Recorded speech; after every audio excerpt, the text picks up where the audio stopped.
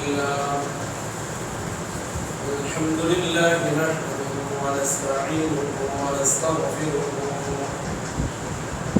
ونستغفره ونعوذ بالله من شرور أنفسنا ومن سيئات أعمالنا من يهده الله فلا مضل له ومن يضلله فلا هادي له وأشهد أن لا إله إلا الله وحده لا شريك له وأشهد أن محمدا عبده ورسوله الذي أرسله الله تعالى بالحق بشيرا ونذيرا وداعيا إلى الله بإذنه وسراجا وقمرا منيرا أما بعد فإن خير الحديث كتاب الله وخير الهدي هدي محمد صلى الله عليه وسلم وشر الأمور محدثاتها وكل محدثة بدعة وكل بدعة ضلالة وكل ضلالة في النار. أعوذ بالله من الشيطان الرجيم. قال أنا خير منه خلقتني من نار وخلقته من طين. وقال النبي الأمين صلى الله عليه وسلم لا يدخل الجنة من كان في قلبه مثقال ذرة من كبر. رواه مسلم. الحمد لله যাবতীয় হামদ সালাত প্রশংসা মহান রব্বুল আলামিনের জন্য, যে রব্বুল আলামিন আমাদেরকে মুসলিম করে সৃষ্টি করেছেন, যে রব্বুল আলামিনের দয়া অনুগ্রহ নিয়ে আমরা বেঁচে আছি, যে রব্বুল আলামিনের দয়া অনুগ্রহ দিয়ে আজকে জুমার দিন মসজিদে একত্রিত হওয়ার তৌফিক পেয়েছি, সেই মহান রব্বুল আলামিনের দরবারে আমরা শুকরিয়া আদায় করি। আলহামদুলিল্লাহ। অতঃপর দুরূদ ও সালাম পেশ করছি সেই মহামানবের প্রতি, যাকে আল্লাহ তাবারক ওয়া তাআলা মানবতার মুক্তি দূর করে প্রেরণ করেছেন, যিনি হচ্ছেন আমাদের আদর্শ নেতা, আদর্শ দায়ী, আদর্শ ব্যক্তিত্ব, যার আদর্শ বাস্তবায়ন করে আল্লাহ তাবারক ওয়া তাআলা আমাদের উপর ফরজ করে দিয়েছেন। সে আদর্শ নেতা, আদর্শ দায়ী, আদর্শ ইমাম, আদর্শ ব্যক্তিত্বের প্রতি সংক্ষিপ্তভাবে আমরা দুরূদ ও সালাম পেশ করছি সাল্লাল্লাহু আলাইহি ওয়াসাল্লাম। সম্মানিত সমবেত জুমা মসজিদের মুসল্লিয়ান ইকরাম, আজকে আমরা জুমার খুতবায় যে বিষয়টি নিয়ে আলোচনা করব, সেই বিষয়টি হচ্ছে অহংকার বনাম বিনয়। আজকে বর্তমানে আমাদের সমাজে অহংকারের প্রভাব এত বেড়ে গিয়েছে মনে হচ্ছে যে সে মৃত্যুবরণ করবে না। এই অহংকার হতে পারে অর্থ সম্পদের অহংকার, এই অহংকার হতে পারে ক্ষমতার অহংকার, এই অহংকার হতে পারে সেই বংশের অহংকার। আজকে মুসলিম উম্মাহ পদস্খলনের অন্যতম একটি কারণ হচ্ছে এই অহংকার। অথচ এই অহংকারের গুণ ছিল শয়তানের, এই অহংকার করার বৈশিষ্ট্য হচ্ছে শয়তানের। যে শয়তান অহংকার করে, আল্লাহ তাবারক ওয়া তাআলা যখন আমাদের পিতা আদম আলাইহিস সালামকে সৃষ্টি করলেন, সৃষ্টি করে যখন আল্লাহ তাবারক ওয়া তাআলা নির্দেশ দিলেন যে তোমরা সবাই তাকে সিজদা করো, তখন ফাসাজাদু ইল্লা ইবলিস আবা ওয়াস্তাকবারা ওয়া কানা মিনাল কাফিরিন। আল্লাহ তাবারক ওয়া তাআলা সেই আদেশ সকল ফেরেশতা তথা আসমানে যারা ছিলেন প্রত্যেকেই তার হুকুমে আনুগত্য করলো, বিনয় হলো। কিন্তু এক ব্যক্তি আল্লাহ তাবারক ওয়া তাআলার যে হুকুম যে আদমকে সিজদা করতে হবে, এই হুকুমকে অস্বীকার করলো তথা অহংকার করলো। সে হচ্ছে আল্লাহ বলছেন ফাসাদাদু ইল্লা ইবলিস, ইবলিস ছাড়া কেউ তাকে সিজদা করে, ইবলিস সবাই তাকে সিজদা করছে, শুধুমাত্র ইবলিস ছাড়া। আবা ওয়াস্তাকবার, আল্লাহ বলছেন সে অস্বীকার করলো এবং সে অহংকার করলো। তাহলে এই আয়াত থেকে বোঝা যায় যে অহংকার করা বৈশিষ্ট্য হচ্ছে শয়তানের গুণ। কার গুণ বলেন? শয়তানের গুণ। এই গুণ আমার আর আপনার হতে পারে, এই গুণ একজন মুসলিম এর হতে পারে। পিছনে যারা আছেন একটু সামনে আসে। তো অহংকার করা হচ্ছে শয়তানের গুণ, আর এই অহংকার হচ্ছে ধ্বংসের মূল কারণ। যখন এই শয়তান আল্লাহ তাবারক ওয়া তাআলার হুকুমকে অমান্য করলো, তখনই তার জন্য ধ্বংস অনিবার্য হয়ে গেল। তখনই কিয়ামত পর্যন্ত তাকে লানত করা হলো। কিয়ামত পর্যন্ত সে শয়তান অভিশপ্ত, আল্লাহ তাবারক ওয়া তাআলার অভিশাপ এবং রাগান্বিত হয়ে সে এই পৃথিবীতে বসবাস করে। যদিও আপনার প্রবাদ আছে অহংকার হচ্ছে পতনের মূল। এগুলো আগে আমরা দেওয়ালিকায় দেখতাম, কিন্তু এখন তেমন একটা দেখা যাচ্ছে না। বা এগুলো আমাদের পূর্বের মুরব্বী যারা ছিল তারা আমাদেরকে এগুলো বলে উপদেশ দিত, কিন্তু এখন সেটা দেখা যাচ্ছে না। কর্মে কর্মে আমাদের সমাজে এই অহংকার বৃদ্ধি পাচ্ছে, আর সে শয়তানের গুণে গুণান্বিত হচ্ছে। অহংকার একটি ভয়ানক একটি রোগ। যার ভিতরে অহংকার থাকবে তার ধ্বংস দুনিয়া অন্যথায় আখিরায় নিশ্চিত হবে। অর্থ সম্পদের অহংকার, ক্ষমতার অহংকার, বংশের অহংকার, শরীরের অহংকার, বিভিন্ন দিক বেদিক রয়েছে এই অহংকার। ফিরআউনের পূর্বে কারণ ছিল, কারণের অনেক সম্পত্তি ছিল। সে রাস্তায় যখন হাঁটতো তার চুল এমন ভাবে আশ্রাতো যে টাকনার নিচে লঙ্গি বা তার প্যান্ট বা টাকনার নিচ সহকারে সে ডেকে রাস্তা দিয়ে সে অহংকারের সহিত। আল্লাহ তাবারক ওয়া তাআলা তার এত সম্পদ দিয়েছেন, একটি গোষ্ঠী তার যে সম্পত্তি রয়েছে ওই সম্পত্তি যে সে গুদামজাত করছে, ওই গুদামজাতের চাবি বহন করতে একটি জাতি, একটি গোষ্ঠী। তার মানে বিশাল সম্পদের অধিকারী ছিল সে। একে এত সম্পত্তি আল্লাহ তাবারক ওয়া তাআলা দান করেছে, কিন্তু সে অহংকার করার কারণে আল্লাহ তাবারক ওয়া তাআলা তাকে একেবারে মাটির নিচে, এখনো পর্যন্ত সে মাটির নিচে যাচ্ছে, একে ধসিয়ে দিচ্ছে মাটির নিচে। এটা হচ্ছে অহংকার। শয়তানকে যখন আল্লাহ তাবারক ওয়া তাআলা করলেন, হুকুম করলেন যে আদমকে সিজদা করো, তখন শয়তান অহংকার করে আরেকটি বাক্য বললেন, কি সেটা আল্লাহ তাবারক ওয়া তাআলা কোরআন কারীমে তুলে ধরেছেন যে قال انا خير منه خلقتني من نار وخلقته من طين। আল্লাহ তুমি আমাকে আদেশ করছো আদমকে সিজদা করার জন্য, আমাকে সৃষ্টি করেছো তুমি আগুন থেকে, আর তাকে সৃষ্টি করছো তুমি মাটি থেকে, অতএব আমি হচ্ছে তার থেকে উত্তম। قال انا خير منه, আমি হচ্ছি তার থেকে উত্তম। খলাকতানি মিন নার, আপনি আমাকে সৃষ্টি করেছেন আগুন দিয়ে, ওয়া খলাকতাহু মিন তিন, আর তাকে সৃষ্টি করেছেন আপনি এই মাটি দিয়ে, অতএব আমি হচ্ছি তার থেকে উত্তম, আমি কেন তাকে সিজদা করব? প্রিয় উপস্থিতি, এই শুরু হয়ে গেল শয়তানের অপস্করণ। যে শয়তান যখন এই কথা বলল তখন তার পদস্খলন শুরু হয়ে গেল। অহংকারের একটি বিষয় রয়েছে যে অহংকার হলো সত্য প্রত্যাখ্যান করা ও মাখলুককে তুচ্ছ ভাবা। সত্যকে প্রত্যাখ্যান করা।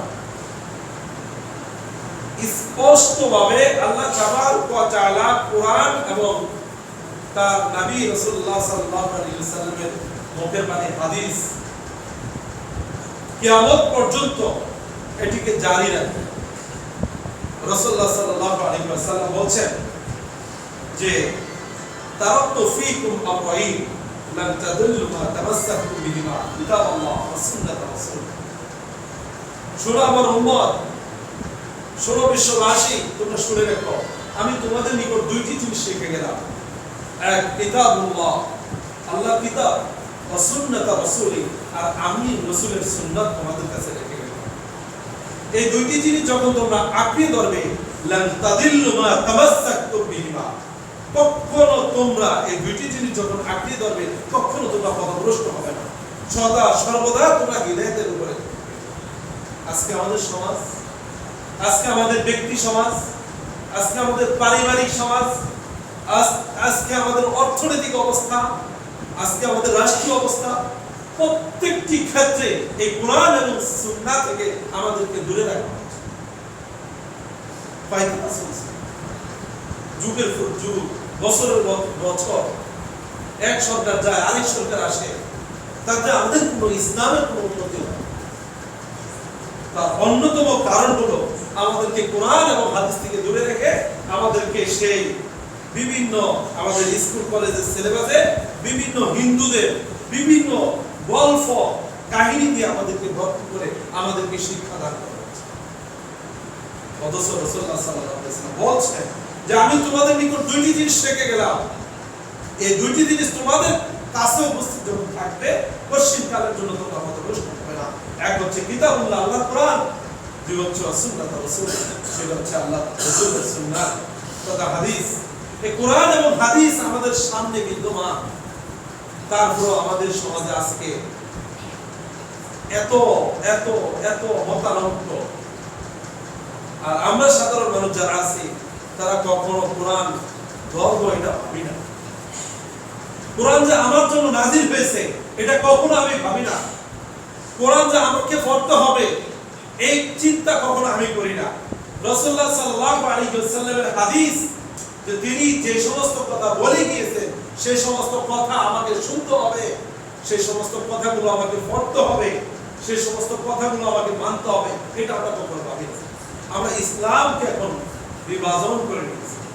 ইসলাম, কোরআন এবং হাদিস হচ্ছে হুজুরদের জন্য, আর আমরা যারা সমাজে বংশীয় মর্যাদা রয়েছে, অর্থ সম্পদ রয়েছে, টাকা পয়সা রয়েছে, ক্ষমতা রয়েছে, আমরা রাজনীতির চর্চা করব, আমরা অর্থনীতির চর্চা করব, আমরা সমাজনীতি ব্যবস্থা কিভাবে করা যায়, কিভাবে কার থেকে বিচার সালিশ করে সুদ খাওয়া যায়, ঘুষ খাওয়া যায়, এই বিষয়গুলো নিয়ে আমরা চিন্তা ভাবনা করি।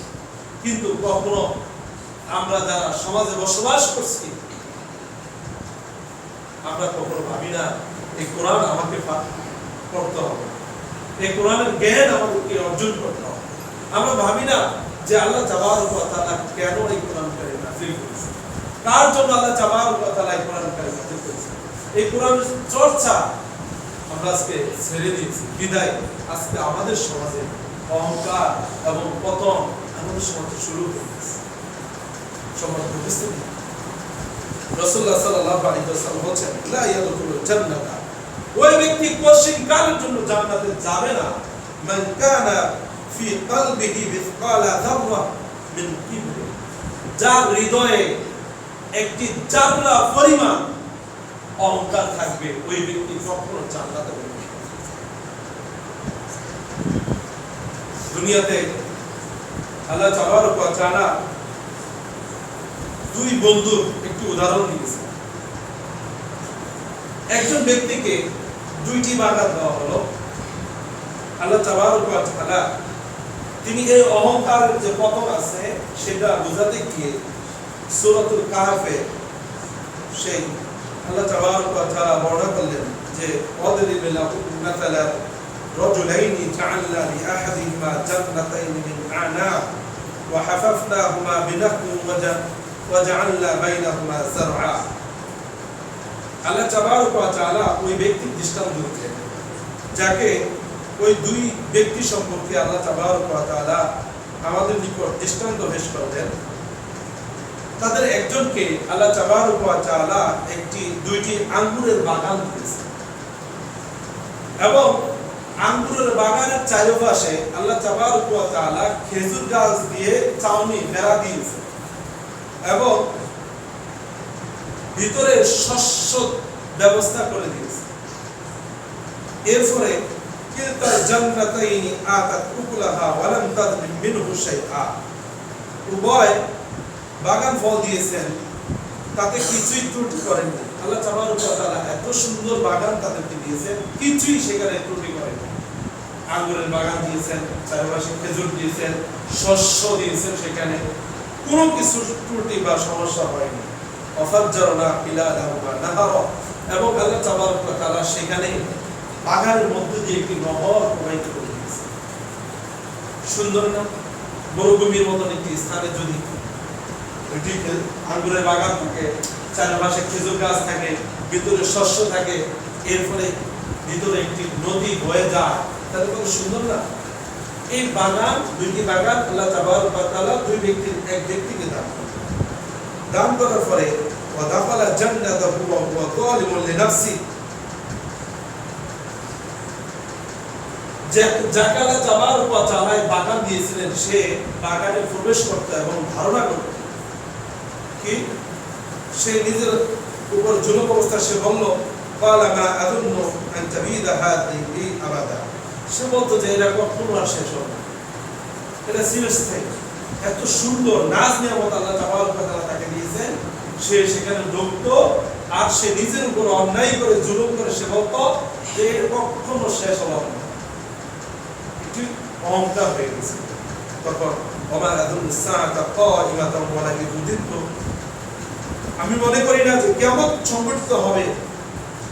যাকে আল্লাহ তাবারক ওয়া তাআলা এত সম্পদ দিয়েছেন, সে বলল যে আমি কখনো ধারণা করি না যে কিয়ামত হবে। তার মানে হচ্ছে এটার ভিতরে ঢুকলে এত সুন্দর, চাকচিক্যময়, এত আরামদায়ক দেখা যাচ্ছে যে সে শেষ পর্যন্ত কিয়ামত অস্বীকার করে। সে বলল যে কি, যে আমি ওয়ালা ইউদিতু ইলা রাব্বি লা আজিদান্না খায়রান মিনহা মুনহারাবা, সে বলল, ধারণা করলো যে কিয়ামত সংঘটিত হবে এটা আমার মনে হয় না, আর আমাকে যদি ফিরে দেওয়া হয় আমার রবের কাছে, তবে নিশ্চয়ই আমি এর চেয়ে উত্তম কিছু পাব।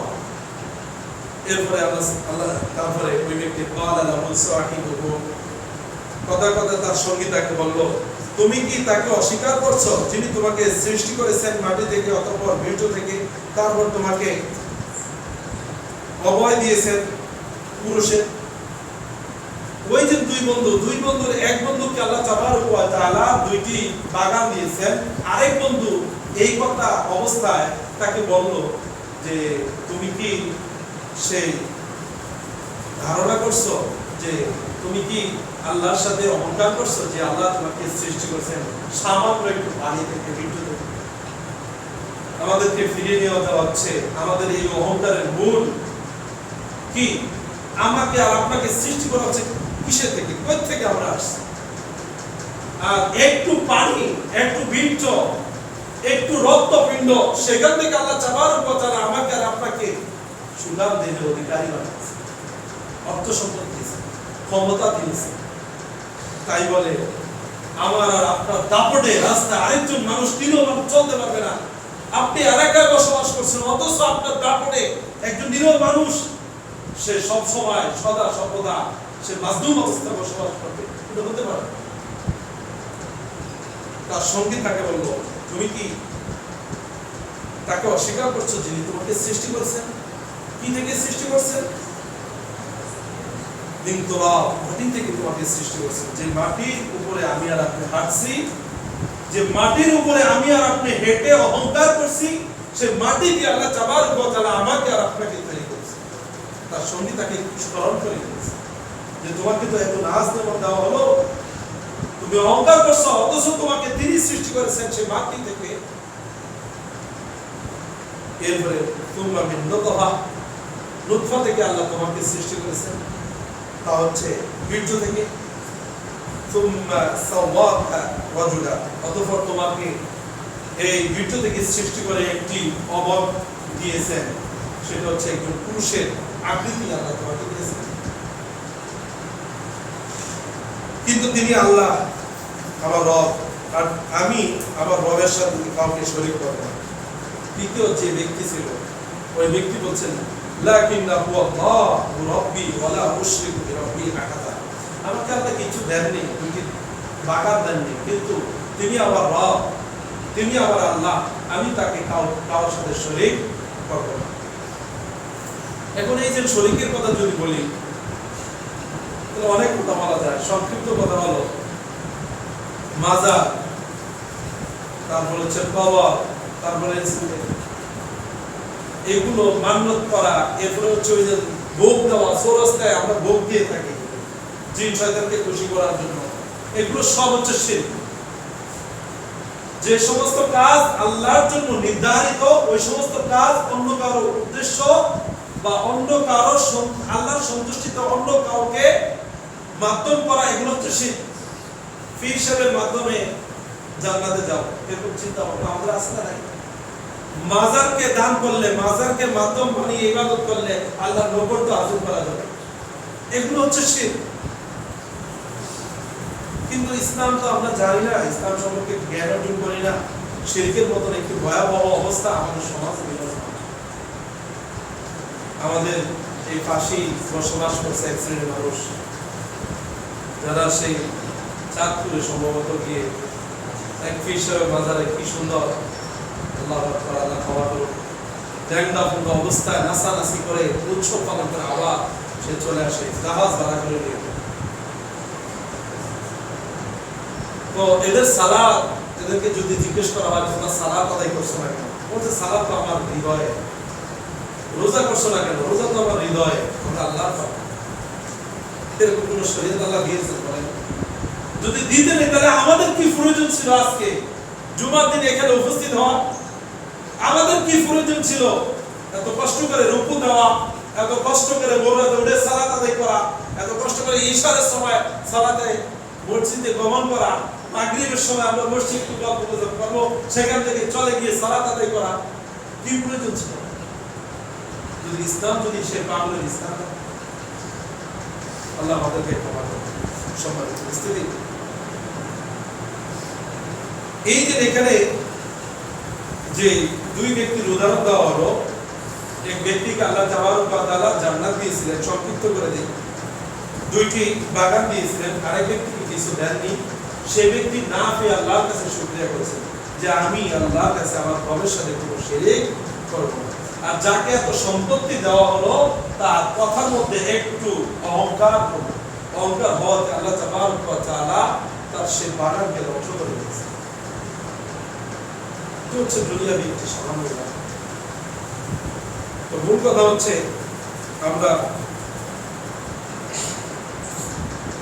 আমরা এই অহংকার থেকে দূরে থাকি, আমরা বিনয়ের হব। বিনয়ের ব্যাপারে রাসূলুল্লাহ সাল্লাল্লাহু আলাইহি ওয়াসাল্লাম বলেন যে আলা উখবিরুকুম বিআহলিল জান্নাহ, হে আমার সাহাবাগণ তোমরা শোনো, আমি কি তোমাদেরকে জান্নাতবাসীদের, জান্নাতি ওয়ালাদের সুসংবাদ দিব না? তখন রাসূলুল্লাহ সাল্লাল্লাহু আলাইহি ওয়াসাল্লাম বলেন কুল্লু দাঈফিন মুদাআফিন, যে প্রত্যেক বিনয়ী, দুর্বল, নম্র প্রকৃতির লোক যারা আল্লাহর নামে কসম করলে তিনি তা পূর্ণ করেন, এরা হচ্ছে জান্নাত। কারা? প্রত্যেক নম্র, ভদ্র, বিনয়ী যারা রয়েছে, এরা হচ্ছে দুনিয়াতে জান্নাতের সার্টিফিকেট তাদের জন্য রাসূলুল্লাহ সাল্লাল্লাহু আলাইহি ওয়াসাল্লাম দিয়ে গেছেন। যে আমি কি তোমাদেরকে জান্নাতি ওয়ালাদের সম্পর্কে কিছু বলবো, তাদের সম্পর্কে তোমাদেরকে খবর দিব। তারা কারা? তারা হচ্ছে, শোনো, প্রত্যেক দুর্বল, নম্র, ভদ্র, বিনয়ী যারা আল্লাহ যে ওয়াদা করেছেন সে ওয়াদা পালন করে। ওয়াদা কি? ওয়াদা হচ্ছে সালাত, সিয়াম, হজ, যাকাত, শিরক করব না, বিদআত করব না, ঈমান আনবো, আমল করব, এগুলো হচ্ছে আল্লাহর ওয়াদা। এই ওয়াদাগুলো যারা পরিপূর্ণ করবে এবং বিনয় থাকে, এরা হচ্ছে জান্নাত।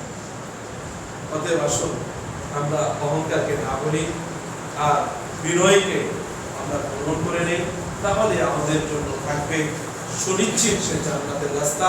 আমরা তাহলে এই জান্নাতের আশা করতে পারবো। আল্লাহর কাছে দোয়া এই দাবি রেখে আজকের জীবন এখানে শেষ করলাম।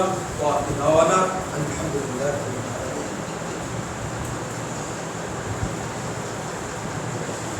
আলহামদুলিল্লাহ আলহামদুলিল্লাহ রাব্বিল আলামিন ওয়াল আকিবাতু লিল মুত্তাকিন والصلاة والسلام على سيد الأنبياء والمرسلين نبينا محمد وآله وصحبه أجمعين وبعد. أيها الناس صلوا على النبي كما قال تعالى في القرآن يا أيها الذين آمنوا صلوا عليه وسلموا تسليما. আমরা সবাই দরুদ পড়ি اللهم صل على محمد وعلى آل محمد كما صليت على إبراهيم وعلى آل إبراهيم إنك حميد مجيد. اللهم بارك على محمد وعلى آل محمد كما باركت على إبراهيم وعلى آل إبراهيم إنك حميد مجيد. সম্মানিত উপস্থিতি, মানুষ যখন মৃত্যুবরণ করে দুনিয়া থেকে সে কি নিয়ে যায় বলেন তো? আমাদের সমাজ থেকে যারা মৃত্যুবরণ করছে তাদের থেকে কি আমরা কোনো শিক্ষা নেই কিনা? আমরা তো তাদেরকে আমাদের হাতেই তাদেরকে দাফন করি, আমরা সেই 3.5 হাত কবর তাদের জন্য করি। কি নিয়ে যায় তারা দুনিয়া থেকে বলেন তো? এক টুকরো কাপড়ের বেশি কিছু নিয়ে যেতে পারে বলেন? যত বড় ক্ষমতাশীল হোক না কেন, যত বড় প্রভাবশালী হোক না কেন, যত বড় অর্থ সম্পদওয়ালা হোক না কেন, সে কি নিয়ে যেতে পারে বলেন? এক টুকরো কাপড় কি নিয়ে যায় দুনিয়া থেকে, তাই না? আর কিছু নিয়ে যা, তার ধন সম্পদ নিয়ে যা। তাহলে আপনি অহংকার করে আপনার সম্পদ কামাই করে আপনার সন্তানের জন্য রেখে যাবেন, এটা কি আপনার জন্য কল্যাণকর না অকল্যাণকর? আপনি ক্ষমতা কামিয়ে দাপট দেখিয়ে আপনি অর্থ সম্পদ, এই সকল কিছু মূল হচ্ছে এই ইনকাম, হালাল বক্ষণ। আপনি অহংকার দেখাচ্ছেন ভালো টাকা ইনকাম করার জন্য, আপনি ক্ষমতার প্রভাব খাটাচ্ছেন ভালো টাকা ইনকাম করার জন্য, যা কিছু বলেন না কেন, সব কিছুর কারণ হচ্ছে অর্থ সম্পদ। আচ্ছা, একটা মানুষ বেঁচে থাকতে হলে কত হাজার কোটি টাকা হলে সে খেয়ে তারপর মৃত্যুবরণ করতে পারে বলেন? ধর কোন একজন মানুষ 5 কোটি টাকার মালিক, সে কি 5 কোটি টাকা খেতে পারে? কথা বলেন আমার সাথে, খাইতে পারে? খেতে পারে না। আমার আর আপনার রিজিকের ব্যবস্থা আমাকে আর আপনাকে তৈরি করার 50 বছর আগে আল্লাহ নির্ধারণ করে রেখেছে। তাহলে কেন আমি হারাম বক্ষণ রেখে, হারাম বক্ষণ করে আমার সন্তান এবং আমার পরিবার যারা আছে এদের জন্য পরবর্তী যারা বসে বসে খাবে আমার সম্পত্তি ভাগ বন্টন করে নিয়ে তারা আরামে খাবে, আর আমি তার মূল হচ্ছে এই হারাম বক্ষণ করে এই সমস্ত সম্পদ আমি গোছাবো? বলেন কেন আমরা এগুলো করব? রাসূলুল্লাহ সাল্লাল্লাহু আলাইহি ওয়াসাল্লাম বলেন, শোনো, ইদা মাতাল ইনসান ইনকাতাত আনহু আমালুহু ইল্লা বিসালাসিন। মানুষ যখন মৃত্যুবরণ করে তখন দুনিয়া থেকে তার সকল সম্পর্ক ছিন্ন হয়, বিচ্ছিন্ন হয়ে যায়, ছিন্ন হয়ে যায় 3টি সম্পর্ক ছাড়া। এক নম্বর হচ্ছে সাদকায়ে জারিয়া। সাদকায়ে জারিয়া কি? আপনি নিজে যেটা হালাল ইনকাম করেছেন সেখান থেকে মসজিদে মাদ্রাসায় একটি দেওয়া, দান করা, একটি শাখা বা ফুল তৈরি করে দেওয়া, রাস্তা তৈরি করে দেওয়া, এগুলো হচ্ছে সাদকায়ে জারিয়া। 2 নম্বর কি? ওয়ালাদুন সালেহ, একজন সৎ সন্তান রেখে দেওয়া। সৎ সন্তান কি? যে সন্তান আল্লাহর কালামুল্লাহ পাঠ করবে এবং এর দাওয়াত মানুষের কাছে পৌঁছাবে। তাহলে দুনিয়া থেকে এই 2টা। 3 নম্বর হচ্ছে আও ইলমুন ইয়ান্তাফিউ বিহি, এমন ইলম রেখে যাওয়া যে ইলমের কারণে পরবর্তীতে মানুষ উপকার পায়। যেমন ইমাম বুখারী রাহমাতুল্লাহ আলাইহি সহিহ বুখারী লিখে গেছেন। এখন আমরা পরবর্তী যুগে যারা আছে আমরা প্রত্যেককে আলেম হতে হলে আগে বুখারী শরীফ পড়তে হয় না? কথা বলেন, পড়তে হয় কিনা? পড়তে হলে উনি যে পরিশ্রম করে লিখে রেখে গেছেন, ইলম রেখে গেছেন, এই ইলমের কারণে ওনাকে আল্লাহ তাআলা সওয়াব। তাহলে দুনিয়া থেকে কয়টা আমল যায় আখিরাতে বলেন? 3টা আমল। কয়টা? 3টা। তাহলে আপনি যে বছরে আইলে আপনার মা বাবার জন্য খতম করেন, 40 দেন, 3 দিনা দেন, হ্যাঁ 4 দিনা খাওয়ান, এরপরে এসে কবরের পাশে দিয়ে কোরআন তেলাওয়াত করেন, এগুলো কি যায়? কথা বলেন, এগুলো কি যায়? রাসূলুল্লাহ সাল্লাল্লাহু আলাইহি সাল্লাম বলেন মানুষ যখন মৃত্যুবরণ করে তখন 3টি ছাড়া বাকি যত সম্পর্ক আছে সব ছিন্ন হয়ে যায় ওই কবর আলার জন্য। 3টা হচ্ছে, 1 নম্বর সৎ সন্তান রেখে যাওয়া, সৎ সন্তান ভালো কাজ করবে, কবরে শুয়ে শুয়ে সে ভালো এই নেক সে পাবে। 2 নম্বর হচ্ছে ইলম রেখে যাওয়া, 3 নম্বর হচ্ছে সাদকা জারিয়া রেখে যাওয়া, মসজিদে দান করা, ইট দেওয়া বা মসজিদ নির্মাণ করার কাজে সহযোগিতা করা, হ্যাঁ রাস্তা তৈরি করে দেওয়া, শাখা বা ফুল তৈরি করে দেওয়া, এগুলো হচ্ছে সাদকা জারিয়া, ভালো ভালো কাজ। বা এমন একটি ফল গাছ লাগিয়ে রেখেছেন যে ফল দ্বারা পশু পাখি মানুষ সবকিছু উপকৃত লাভ করে, এগুলো হচ্ছে সাদকা জারিয়া। এই 3টি আমল ছাড়া বাকি কোনো আমল সে কবরে যায় না। এখন আপনি বলবেন কেন কবর জিয়ারত করা হয়? কবর জিয়ারতের মূল উদ্দেশ্য হচ্ছে কি? 1 নম্বর হচ্ছে তাহমিতুল কলব, 1 নম্বর হচ্ছে আমি যে মৃত্যুবরণ করব ওই কবরে যাব এটাকে স্মরণ করা, তুযাক্কির মাউত মৃত্যুকে স্মরণ করা। ওই যে কবরের পাশে যখন দাঁড়াবো তখন আমাকেও সেই কবরবাসী ওয়ালাদের মতো মনে করে আল্লাহর কাছে কান্নাকাটি করা যে আল্লাহ আমার আজকে এই রূপ রয়েছে তাই আমি উপরে হাঁটছি, যখন রূপটা চলে যাব তখন আমাকে ওই কবরের নিচে চলে যেতে হবে। 1 নম্বর। 2 নম্বর বিষয় হচ্ছে আল্লাহ আমার যে আত্মীয় স্বজন সে অন্ধকার কবরে চলে গেছে, আল্লাহ তারা তো কিছু নিয়ে যেতে পারে না, আমি তাদের জন্য তোমার কাছে সুপারিশ করি, তুমি তাদেরকে ক্ষমা করে দাও। বুঝতে পারছেন বিষয়টা? সুপারিশ 2 নম্বর। 1 নম্বর হচ্ছে নিজের মৃত্যুকে স্মরণ করা, 2 নম্বর হচ্ছে তাদের জন্য সুপারিশ করা। এই ছাড়া কবর জিয়ারতের আর কোনো কিছু না। এখন আমরা কি কবর পাশে যে সবাই আছি, আচ্ছা কোরআন কি জীবিত মানুষের জন্য না মৃত মানুষের জন্য? জীবিত মানুষের জন্য। তাহলে সেখানে কি কোরআন বললে তার লাভটা কি? রাসূলুল্লাহ সাল্লাল্লাহু আলাইহি ওয়াসাল্লাম তো বলে দিয়ে গেছেন যে 2টি জিনিস 3টি জিনিস ছাড়া কবরে কোনো কিছু যায় না। 3টি জিনিস কি আপনার আছে বা আপনি বানিয়ে কি রেখেছেন বা আপনি কি প্রস্তুত আছেন এই 3টি জিনিস আপনার কবরে যাবে? সেই 3টি জিনিস আমাকে আপনাকে অর্জন করতে হবে। সম্মানিত উপস্থিতি, আরেকটি হাদিস রাসূলুল্লাহ সাল্লাল্লাহু আলাইহি ওয়াসাল্লাম বলেন যে মানুষ যখন মৃত্যুবরণ করে তখন তাকে 3টি জিনিস অনুসরণ করে। কয়টি জিনিস? আমার সাথে একটু কথা বলেন, এগুলো মনে রাখবেন। কয়টি জিনিস? 3টি জিনিস তাকে অনুসরণ করে, তার সাথে যায় কবর পর্যন্ত। 2টি জিনিস সে কবর থেকে ফিরে আসে, 1টি জিনিস তার সাথে যায়। 3টি জিনিসের মধ্যে 1 নম্বর হচ্ছে তার পরিবার কবর পর্যন্ত যায় কিনা কথা বলেন। 2 নম্বর তার ধন সম্পদ কবর পর্যন্ত যায়।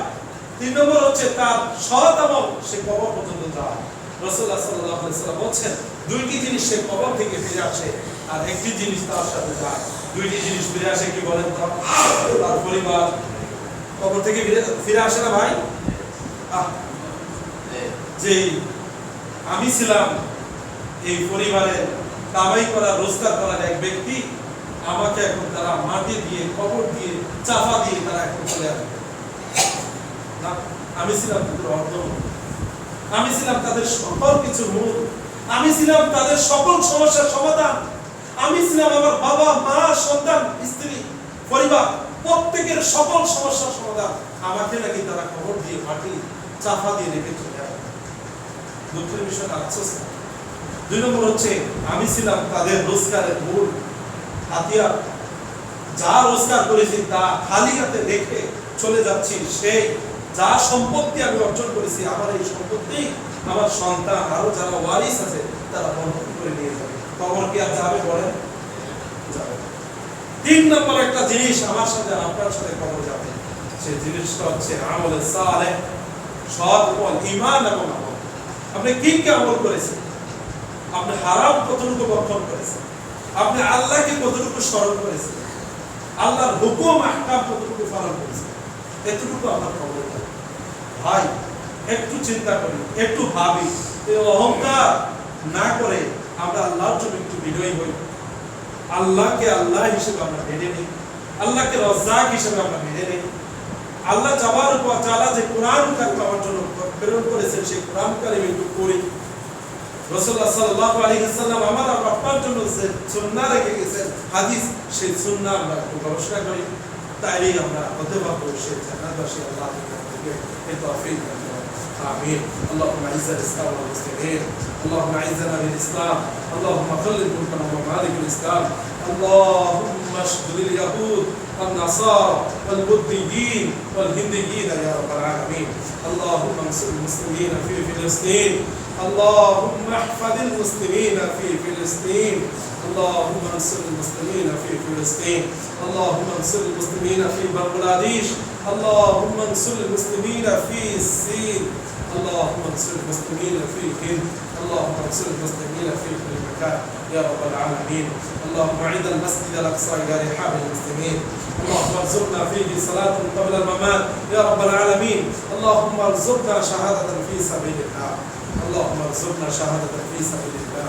اللهم خلد ملكنا وممالك الإسلام، اللهم خلد ملكنا وممالك الإسلام. اللهم انصر المسلمين في بنغلاديش، اللهم ارزقنا شهادة في سبيل الله. عباد الله رحمكم الله، إن الله يأمركم بالعدل والإحسان وإيتاء ذي القربى وينهى عن الفحشاء والمنكر والبغي يعظكم لعلكم تذكرون. فاذكروني أذكركم واشكروا لي ولا تكفرون. وهو للصلاة سووا صفوفكم.